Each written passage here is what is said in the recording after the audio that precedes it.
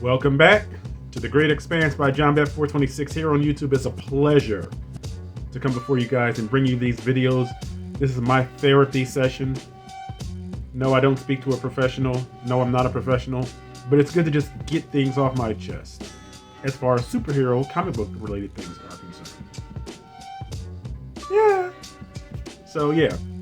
So no, there is no PhD, there's no master off camera saying, "You're doing great, JohnBat426. You're good." But I just feel my stress levels just go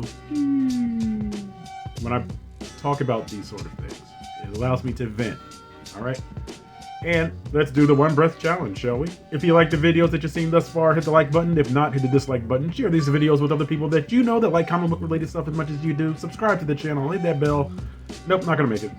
Hit that bell for notifications. All, not personalized, or the one underneath. So whenever a new video is dropped, you'll know about it second.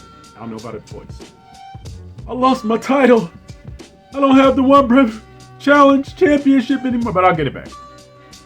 I'm not competing with anybody for it anyway. That's probably why the stress levels just go because there's no comment. Anyway, but again, it's a wonderful thing to have the subscriber count that I have. I'm patient. I will wait until we hit our groove. And I'm content to allow it to take as long as it needs to take so we can find our niche. All right. So this headline jumped off the screen. Captain America 4 set pics offer first look at Hulk villain and Harrison Ford. Now, I have stated that Marvel's Phase 5 did not have a lot of A-list material on it other than Secret Invasion. I'm going to throw Loki Season 2 in it, and I've said Captain America New World Order. So this is kind of giving me what I really want to see. Captain America info, Ford. This is starring Anthony Mackie rather than Chris Evans. So will Anthony Mackie be able to hold that mantle? I don't think anybody holds it like this, but will he be able to maintain the dignity and the integrity of the Captain America character as well as Chris Evans? Or will he bring his own spin to the Captain America character that will allow us to endear ourselves to his portrayal? All right, so let's get right to it. The website is Den of Geek Dog, if you're into abbreviations. And the article is by Joe George, 2 first names. All right. So the first movie featuring Anthony Mackie, Sam Wilson as Captain America comes together with set photos of Tim Blake Nelson's return as the leader and Harrison Ford as Thunderbolt Ross. Wow. I get off the screening notification. I mean, thank you for the notification, but not now.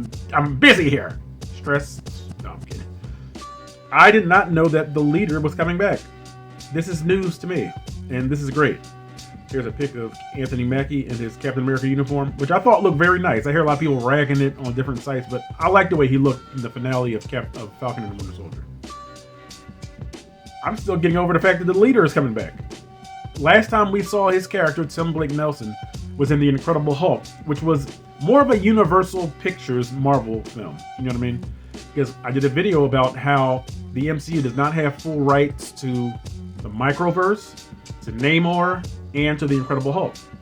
So we last saw Tim Blake Nelson's Samuel Stearns, the leader, and we saw that serum dropping onto his bare flesh. It wasn't even in his bloodstream, but just dropping onto his bare flesh caused his cranium to mutate into what I was expecting to see further incarnations as the leader. We've never seen the leader in live action. I can't wait to see it. I can't. Now, we already know that the mutant Sabra is going to be in it. We knew that Harrison Ford is going to be playing Thunderbolt Ross due to the passing of William Hurt. Rest in peace. So I'm really looking forward to Captain America 4. Let's get into the article. It's hard to imagine what, exactly, the 4th entry in the Captain America franchise will be. It's not just that Captain America New World Order will be the first without Chris Evans' wholesome hunk Steve Rogers in the red, white, and blue, with Anthony Mackie's Sam Wilson abandoning his Falcon identity to become the new Sentinel of Liberty. I like that term, Sentinel of Liberty. The movie also puts the legendary Harrison Ford in the place of the recently departed William Hurt as former Secretary of State and Hulk-busting enthusiast Thaddeus Thunderbolt Ross, and brings back Tim Blake Nelson as Samuel Stearns, a scientist last seen in early MCU entry The Incredible Hulk. Alright? With The Falcon and the Winter Soldier showrunner Malcolm Spellman writing the script, and the Cloverfield Paradox director Julius Ona Helming, we know that the movie will continue the thread set up by that show, The Falcon and the Winter Soldier. I did not know that the Cloverfield Paradox director was going to have anything to do with this movie. And I really like the 3 Cloverfield films. I don't know if you can call them a trilogy, but they're all set in the Cloverfield universe. Cloverfield, is it 413 Cloverfield Lane? In the 3 movies that are very well done, set in that universe, okay? While the series ended with Wilson deciding to take up the mantle of Captain America despite the systemic racism of the country he represents, the very uncomfortable subtitle of the movie suggests that Sam will face further resistance from forces both inside and outside the US government. I don't think the term New World Order is really all that troubling or uncomfortable. That's just me. We get a little more of an idea of the movie's direction from some recently released set photos. In one, we see Ford in character as Ross. Silence. And here comes the radiator. Stress. Nope. The shot shows Ross strike. Why are they telling me about the shots? I just want to see the shots. Well, I'll really read the article regardless. The shot shows Ross striding across a parking lot, sporting a conservative but classy blue button-down and dark slacks. He wears a look of disgust and disappointment, which is usually the resting face of General Ross. But it's hard to tell if he's in character as the cantankerous military man or if he's just, Harrison Ford, the scruffy-looking nerf herder. The more stop popping up in front of my telephone. Anyway, the more interesting of the pictures gives us our first look at Samuel Stern since 2008. For those who don't remember the largely forgettable The Incredible Hulk, I don't like that diss. Stearns was a scientist who seemed to be helping the fugitive Bruce Banner, then in the form of Edward Norton, research a cure for the other guy. But Stearns had his own agenda, which turned out badly for him when Banner hulked out, knocking over Stearns as well as a bunch of gamma-radiated blood. In his last scene, Nelson Stearns smirks at the camera. He does break the fourth wall as a bunch of as the green ooze sinks into a cut. Oh, I'm sorry. So it did get into his bloodstream. It says it sunk into a cut on his forehead, foreshadowing his transformation into the classic Hulk villain / nerfed Marvel Snap Card leader. I don't know what that means, Marvel Snap Card. Alright. Okay, here are these pictures just look like the actors walking to the trailers. I'm sorry, these photos do nothing. But the information in the article is more juicy than the photos. In the comics, exposure to gamma radiation transforms Stearns into a green-skinned megalomaniac with a sizable head. But in the set photo, Stearns has a pretty normal-sized head and a mostly standard Caucasian hue, with the exception of his hands and forearms, which have a green tint showing that his jade-ification has happened fairly slowly thus far. He does make up for lost time by donning a green striped shirt and some purple slacks, adhering to the standard Hulk dress code. Purple top.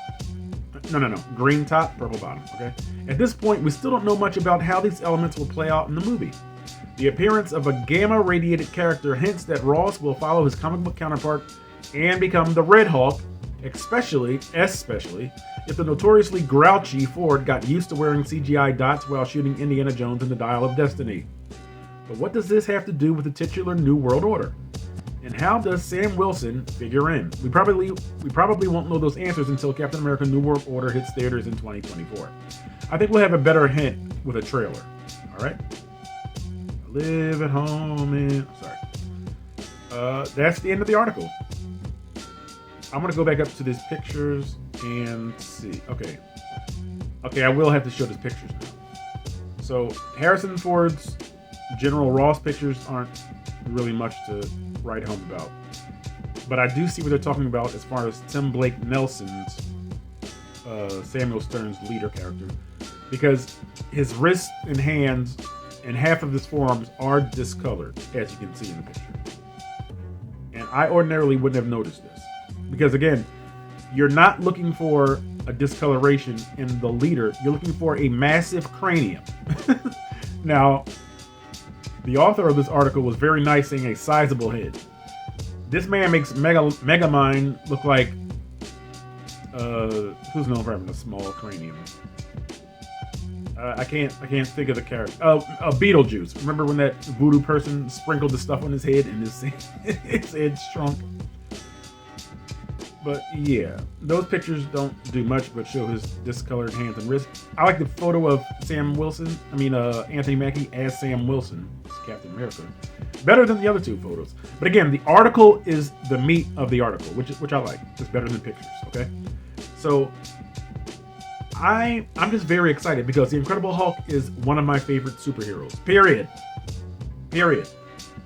Across all genres, the Incredible Hulk is easily in my top 10, and he might be in my top 5. All right, so I'm thinking Spider-Man is number 1. Luke Skywalker, probably number 2. Either Picard or Captain Kirk or Spock from the Star Trek franchise, probably 3rd. Probably Yoda, number 4. Probably Batman, probably the Hulk. So the Hulk is probably just outside of my top 5. Okay? And I know I said 4 for Star Trek. 3. Kirk, Picard, and Spock. I'm not sure who I like the best out of those 3. But the Hulk is up there. So anything that has to do with the Incredible Hulk is something that I'm going to be attracted to. It's something I'm going to gravitate towards. Now, Harrison Ford, I think with a mustache, he probably will look better as General Ross than the late William Hurt did. But I don't know if anybody will look as good as Sam Elliott from Hulk 2003, Ang Lee's Hulk, which I like, okay? I mean, the Nick Nolte scene at the end, the fight was a little... and those dogs were kind of... But the movie is very cerebral, and it really tried, and it really had no predecessor, Ang Lee's Hulk. You know what I mean? Because there weren't a lot of superhero movies coming out then. There was no established MCU. The Christopher Nolan Batman trilogy wasn't even in theaters yet. They were probably still doing principal photography of Batman Begins. But at that time, you really only had your imagination to go off of and whatever technology was available at the time. And I love the fact that in the desert, I'm going to Ang Lee's Hulk, 2003. He's like picking up tanks and swinging them, throwing them. He's like pounding his fists on the ground, creating these huge fissures in the ground in San Francisco. So I love the power scaling, if that is a term, of the Hulk in Hulk. So I love anything that has to do with the Incredible Hulk. I like Hulk better than the Incredible Hulk, okay? But obviously, this one had a little more guidance. The Incredible Hulk had a little more care taken because it seems as though Ang Lee and whoever wrote and produced that movie really had not much to go off of. But now, in 2023, well, the film will come out in 2024. There's a lot of superhero fare, F-A-R-E, that you can kind of pull from. You know what I mean? As reference shots and other stuff. But I still give much props to Ang Lee and Hulk. A lot of people don't like that movie. I don't care. I like it. That's all that matters. But this Captain America New World Order, it almost seems like it could be another Hulk kind of cop drama or buddy cop drama. Okay? It seems like the Hulk will be a secondary protagonist, perhaps, when it looks like his main villains, who are the leader and General Thunderbolt Ross, are in this film. So you gotta have the Hulk, right? Maybe this is where Scar comes in, who was in the series finale of the She-Hulk based series. All right. Maybe She-Hulk factors into it again. Maybe with her suit on. And I really like the way She-Hulk looked in her outfit. All right. But this article is meaty. It's rich.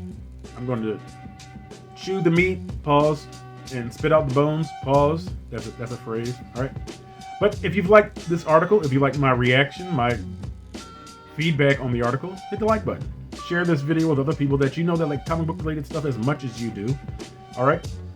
If you want to express how you feel about it, write a dissertation in the comments if need be.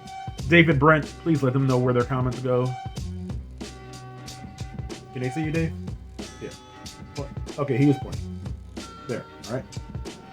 And do your part. I'll do my part so that the Great Expanse by John Bat 426 can and will expand. It's in the name.